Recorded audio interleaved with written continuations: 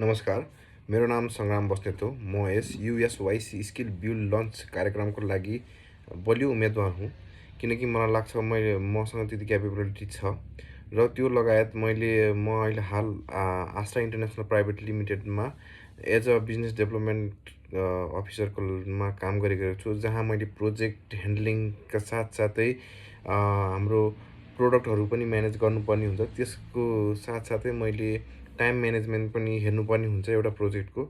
त्यसले के देखाउँछ भने मैले लिडरसिपको रोल राम्ररी निभाउन सक्छु र त्यसको साथसाथै मैले फोहोर व्यवस्थापनको लागि पनि पहल गर्न चाहन्छु, युथहरू जम्मा पारेर।